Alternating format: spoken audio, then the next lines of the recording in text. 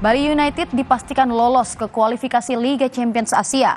Kepastian ini didapat setelah Laskar Tridatu menaklukkan PSM Makassar di play-off leg kedua melalui drama adu penalti.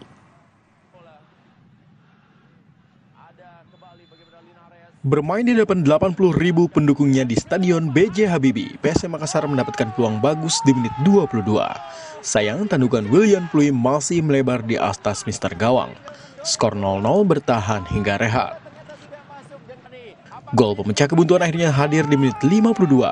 Gol bunuh diri Erwin Gutawa membawa Bali United unggul lebih dulu. Namun PSM Makassar tak mau menyerah begitu saja. Perjuangan keras Cuko Eja akhirnya berbuah hasil di menit 83. Gol indah Muhammad Rizky Pratama menyetarkan skor menjadi imbang 1-1.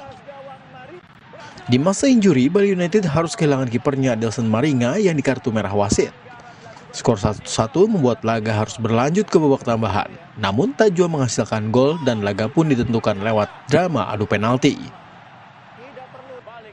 Adu penalti awalnya berjalan mulus bagi kedua kubu hingga kedudukan sama kuat 4-4. Sayang di penendang kelima, tendangan kapten PSM William Pluim melayang jauh ke atas Mister Gawang.